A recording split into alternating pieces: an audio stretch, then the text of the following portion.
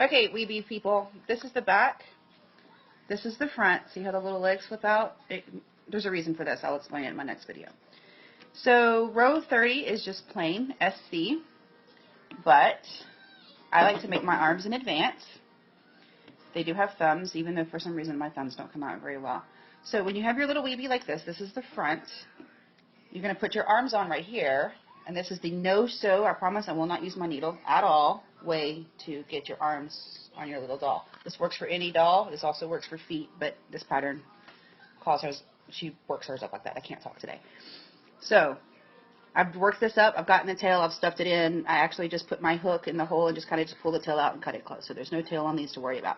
If you want to leave a tail, you can. And when I've sewed mine on, I've gotten my tails and I've tied them together on the inside to ensure that they absolutely did not come off. So this is row 30 of the body. You are welcome to do this on any row, but if you do it on a row where there are increases, good luck. You're welcome to try it. It doesn't always work that way. So if you're doing this on any other project that doesn't have a row of just plain SC, you can just add one because nobody's going to tell or notice if you've added a row or not, I promise.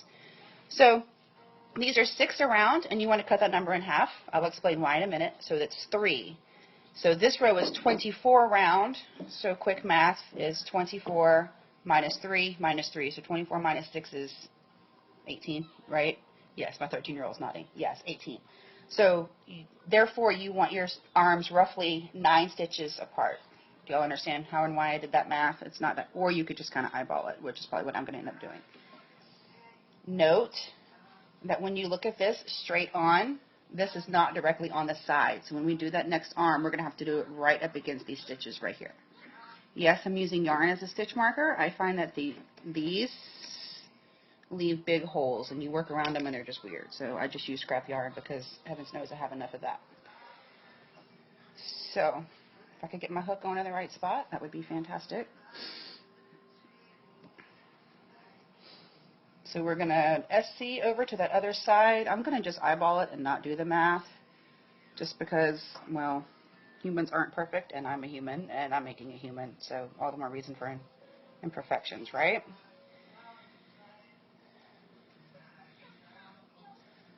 And in my next video, guys, I'm going to do it in a few minutes. I have to make up another set of legs.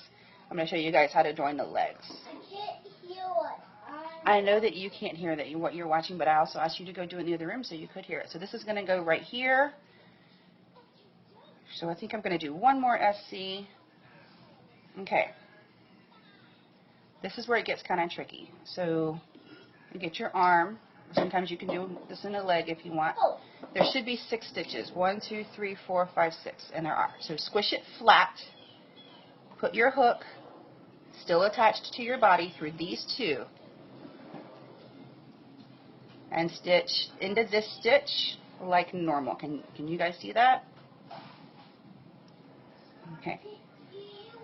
And then you do it again. So this is the second set, and then that right there is going to be the third set. So we had 6 stitches around, and we're doing 3 sets. So that those numbers match up. That's just cutting stuff in half, guys, for all of you afraid of math. It's not hard math this time. So you're doing it like this. And you kind of look and measure, kind of make sure that they're even. Her little feet stick out because she's got personality, so that looks even and good to me. If it's not right, take it out and try it again. Now, what you could do is slip stitch right here to make sure that that's an insured hold. Kind of just depends on what yarn you're using.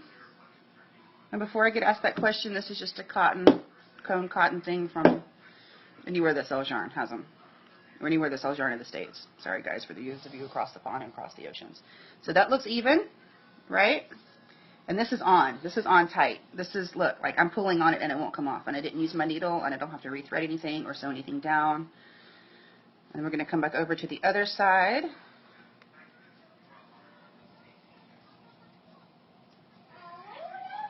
And yes, for those of you asking, my child that's recording this can verify this is my normal crochet speed, but I don't have to count anything. So now that we're back over here, roughly 3 stitches from the stitch marker. If you have to, if you absolutely have to, you could counter this over 2 rows. So for say example, this stitch marker was over here. You could have it take up 2 rows. Just make sure it's level with the feet and where arms should go on a body. Where your stitch marker falls doesn't really have anything to do with it. So that looks even to me. Again, we're going to squish it flat. If you guys really super want to, if you want to do this with legs, don't squish it flat and do it just through these on one row, and when you come back around, do it through the top ones. It will leave kind of a hole. Just depends on how you want your arms and your legs. But since this one is specifically for arms for this pattern, we're going to do it like that. So I have my hook still on my project, still on the body, and through the arms. Yes, baby. This is what happens when I crochet with kids home. Yes, baby. I see you driving. Good job. Don't run over your feet, please. So I'm doing it like that. Yarn over, pull through. We're going to stick it through the next set, squishing it flat.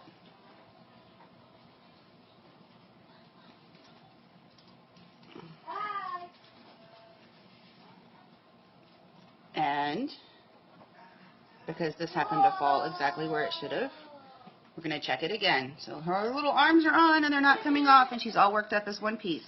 The only time I use my needle is when or if I need to sew up this crotch, and when I do that last hit on her head. Yes, she does need more stuffing.